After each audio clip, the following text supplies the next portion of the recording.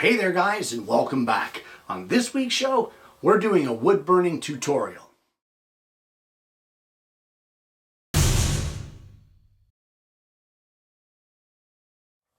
Well, it was some time ago that I brought you my first wood burning tutorial, and guys, since I aired that episode, I have received so many requests for another one. Just when I think the show has died off in interest, it sparks anew and I get all new requests for new tutorials. So that's what we're going to do today. I thought we'd have some fun with it. Who knows if it's going to be a one-part, two-part, who knows? Who cares? We're never in a hurry on this show. So let's head over to the bench and we'll get this one started. Well, before we get too much into the tutorial, I just want to run over some of the equipment that you should have in order to do this. Some of it is a little overkill. Like guys, you're going to need some kind of wood burning tool. I have two. That's just me. You don't need it. You can have a soldering iron type. You can have the base type. You can do whatever you want. I just happen to have these razor tip ones. It's what I use. It's the way I like to do it. But for the most part, for this tutorial, we're going to be using mostly three tips. One will be the writing tip. Another will be a chisel tip, like a skew chisel tip, and the other will be a large spoon shader. Now guys, for large spoon shaders, you do need a heavy duty cord if you're using the razor tip type of burners. You're also going to want some kind of exhaust fan. Now this is just an old one out of an old cabinet that I've attached a cord to, and this is to draw the smoke away from you so you're not breathing it in. You also, although it's not necessary, I'm going to suggest some form of leather palmed glove, because even though these tips, the burning pens, do have this foam padding and they do shield you from the heat, I have found that even with that shielding, it can be really cumbersome on your hands and that heat still transfers through. So a nice fitting glove for me, I just have the one, kind of the Michael Jackson thing for my left hand, and I use it to hold the pens. Guys, you're going to need your pattern. You're going to need some graphite paper, but I'll give you an alternative to that. But as well, what you're going to need is a piece of material that is the same as what you're burning, and that is for a test board. Now, I showed you this on the last tutorial, so I'm not going to get too into it, but this is where you test out the different patterns or the different heats and the different styles of burning that you want to use to try to mimic what you're doing or what you want to see on here on your finished project. So this is actually the one from our last tutorial. I don't throw these out because it's great reference material, but I do have a lot of extra squares here that I can fill in for this burn. So guys, the first thing you want to do is you want to have your pattern and have it photocopied. So this is the pattern that I want to duplicate onto my case here. This is a case that we built on the show that holds my pellet guns. So I would like to have this picture here replicated onto the cover of this case. So I need to transfer this onto our lid. So for that, I'm going to be using graphite paper. Now guys, if you don't have graphite paper, don't say I can't do this. You can just color across on the back of your pattern using chalk pastel, even using a pencil, going across this with the graphite, coloring the whole backing, and then carefully turning it over and then drawing and tracing out your pattern. So I'm going to get this done. My suggestion to you would be, if you're going to trace this, use a pen that is something other than this color of the photocopy, which is black. So for me, I'm going to be using a blue pen so that I can see what I've done and what still remains to be done. So let me get the pattern transferred and then we can start with the burning. All right, and once you get your pattern transferred onto your stock, you're pretty much ready to go. Now, guys, anything can be a pattern. I got this one from a particular book. I'll post a link to it below in the description of the video. It's the Big Book of Pyrography Projects, and you can find this one in there and do as you wish with it. So guys, for this project, what I'm going to do is I'm going to start at the nose of this horse. And I know that in the first tutorial I said that we were going to build up shadows, starting with a lighter heat and then moving on from there. But for this one in particular, I really want to get some dark areas here. So we're actually going to start off with some dark shading here for the nose. So I'm just going to clean up my tracing here a little bit.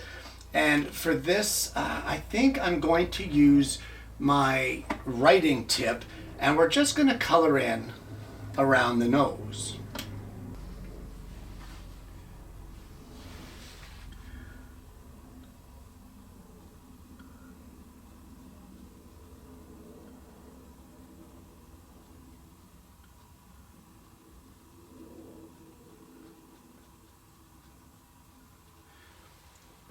Now I'm hardly putting any pressure on this stylus because I'm trying to avoid denting the wood. So we're just going to go gentle and allow the heat from the tip to do its job.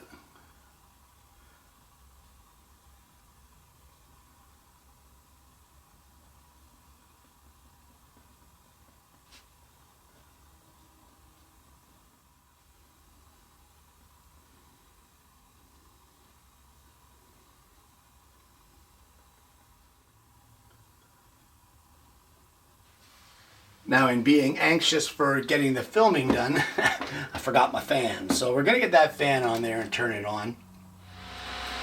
And I think I would like to clean this up a little bit on the nose. So I'm going to use the skew chisel.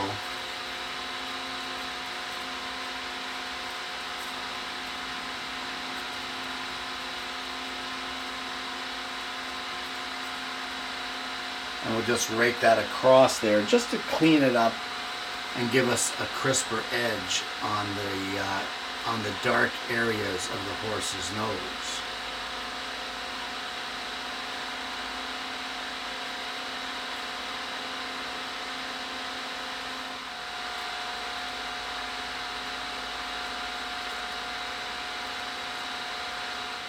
Well, at this point, I've turned down the heat considerably, and I'm going to try to get some definition around the nostril here. I don't want it to be a super dark line. So I've actually turned it down to about 4 on the wood burner, which is a very low setting.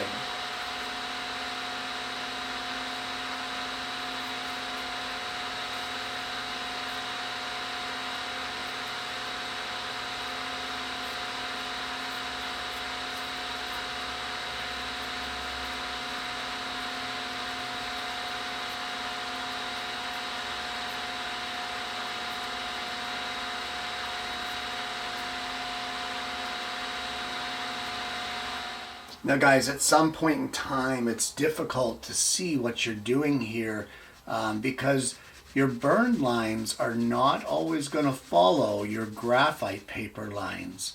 So don't be afraid to get in there and erase them to clean it up so you can see what you're doing.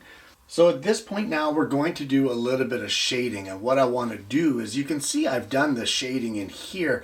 I really don't like the way that I've traced that out. It doesn't look right to me. So I'm just going to correct it. And we can take our spoon shader. I don't want to do a super dark shading. So I'm going to start off with, say, about a heat 6. And I'm just going to start shading in this area here, just around the nostril.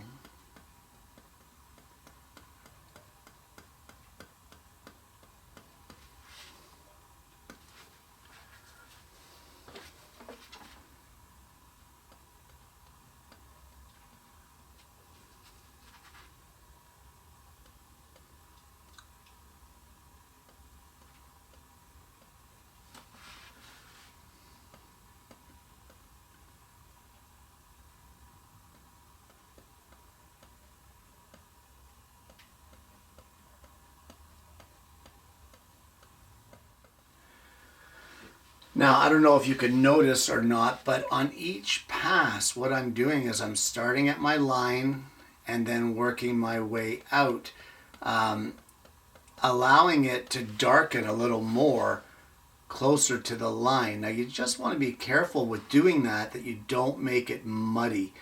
It's very easy to overdo that technique, and the next thing you know, it just looks terrible. All I'm really doing here is adding the base layers of shading. I'm not really adding any kind of detail here.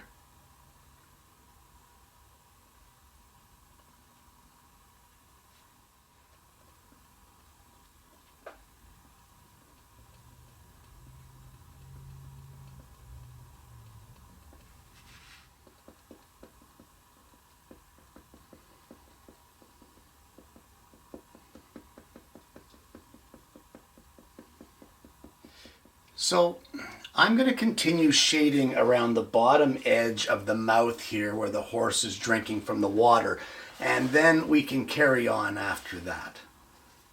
Well, I'm just going to turn off the fan so you can hear me talking. I want to show you this kind of a method. Now, I'm still using the large shading spoon, but I've turned it up on end so that the tip of the spoon is facing down. And I'm just doing tiny, tiny little strokes here throughout the nose area. I've done it a little bit here around the perimeter, and I'm following it around to the edge of the water here. And what that kind of mimics is hairs, the horse's little short hairs. Now, you want to keep in mind, the longer the stroke, the longer the hair. So for this, it's just tiny little hair strokes, the tiniest little things, and you can use your shading spoon to do that, just to give a little bit of extra detail when you're doing this kind of a burning. Now, don't kid yourself. It's going to take you a lot longer to do it like that instead of just shading, but the results are much, much better. So really, the shading spoon is a very versatile tool when it comes to doing this kind of shading. So don't be afraid to try something a little on the different side. So I just wanted to point that out to you. So, all right, I'm going to continue on, and I'll probably get his nose done here. You can see that I've got some shading marks there as well that I've done with the tip of the spoon. Kind of like a little bit of a cross hatch there, and by doing that I'm able to really fade it out and give it a little bit of definition in some of the muscle areas of the horse's face. So I'm going to get this nose of the horse done, and then we can carry on from there. Well, I'm still working on the horse's mouth and nose area. It's been quite a while. But I just want to show you this technique. It's a great one, and I think it'll really help. Again, I've said it already in this video, you need to think about the type of animal that you are trying to portray and whether they have long or short hairs, and that will determine the type of strokes that you use, long or short. So I know here that underneath his chin, we've got quite a shaded area, not a large shaded area, but a very dark defined area. So what I'm doing here is just using the spoon shader. I'm pausing just briefly at the edge of my line here and then dragging it up to give it the shadow that I want. Now here goes the cool part. Now here I'm just pressing lighter to lighten up on the shading. Okay, so here's the cool part. We're going to use that tip of the burner again, and very, very short but very defined strokes here, just along the edge of the line of the horse's jaw or chin or whatever you want to call that. And you get this kind of hair effect there because the edge of the horse's jaw is not straight, it's not flat. And while it may look it, if you look closely, there are little hairs protruding. And they don't necessarily all go the same way either. So what you can do is you can do your shading, then you use the edge of your shading spoon, and you can just add these hairs all the way along that line, little short hairs, and that softens up the edge of your shading, but as well gives it a little more of a realistic look. So we're going to do that all the way here. Now where I lightened up the shading, you want to speed up. You can either turn your heat down or you can speed up your stroke. And when you do that, you'll see you get much lighter lines, and we will do that here to blend in our shading.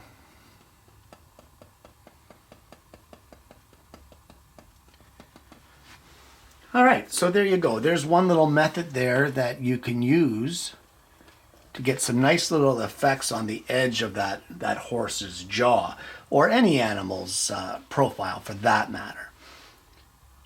Okay, so it's been a while, and this is where we're at this point. Guys, almost all of this has been done with the shading spoon by rotating it in certain directions. And the key to this here is, even with your shading, don't just go all willy-nilly. Do your shading in the direction of the strokes of hair, or the hairline, and that will give you kind of a three-dimensional effect. So for here, shading into the jaw, don't just color. You want to do it in the direction that the hair would be. And by doing this, you give it shape. And that's what really makes the big difference between a so-so burning and a really good-looking burning. You really want to follow around. You sort of got to picture that curve underneath that horse's chin there, and your strokes want to mimic that curve. So there's still a bit more to do here in this area. More shading, a little more adding of sporadic hair here and there, just to give some highlights and that sort of thing. But what I want to do now is I'm going to come down here, and I want to concentrate on this area being the reflection. Now guys, the reflection is kind of strange. We don't really need detail here. But what you do want is you want to mimic color or shading. So the first thing we're going to do is, just carefully with our shader, we're going to go over our lines, our ripple lines from the water. So we're going to shade all of those in, and once we get those ripple lines shaded in, then we'll be able to start on the horse's head reflection. It's easier to have this one little section done here and then be able to mimic it down here. So let me get these reflection lines done, and then I'll show you where to go from there. Well, I've moved the whole operation inside, and we can see that I'm making some good progress here on the horse's jaw area. But I want to move on to start with the mane. Now, for the mane, I'm still going to be using the large spoon shader, but I'm going to crank it up a little bit because I really want to get some deep, dark lines. So we're just going to follow along here using the tip of the spoon, as I showed you with the hair areas down here. And remember, the size of the stroke coincides with the length of the hair. So don't do short strokes on this. Follow through with long strokes to continue with the mane.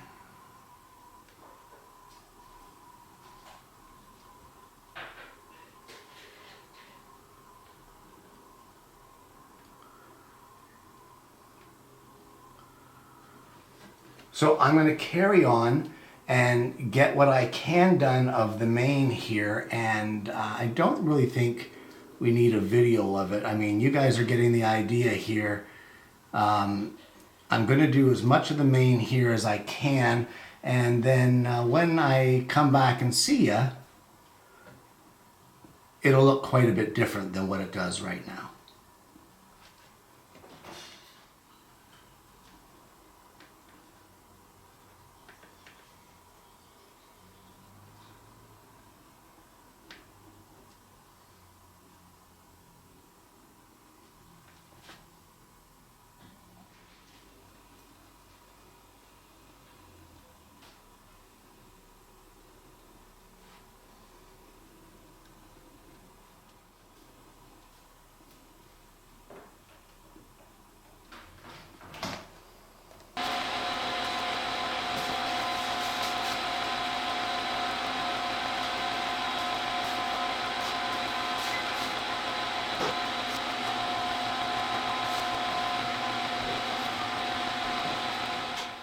Now after you get the darker lines drawn, you want to come in with the spoon section of the shader and just fill it in to give it a little bit of dimension. Add some darks, but don't be afraid to leave some lights. Like, you don't want to fill it all in completely. So just take your time and finish up on the mane. Now I'm pretty much going to stop this here for a minute because I distracted myself when I moved all the equipment inside. The last time we were talking about doing the reflection down here. So I'm going to spin this around. I'm going to do a little more of the mane and try to finish off this jawline. And then, as I said I was going to do, I'm going to carry on with the reflection lines and the horse's reflection in the water. Got a little distracted with moving my equipment.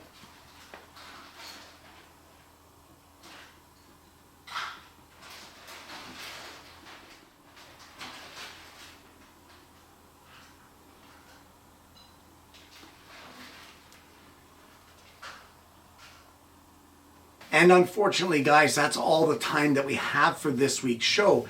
Wood burning of any kind is a time-consuming process, and you really want to sit back and relax. Just take your time. There's no rush. Just go through it slowly. One thing I will point out is that over time, as you're burning it, take the time to put your project, prop it up, and stand back about 10 to 12 feet and have a look at it.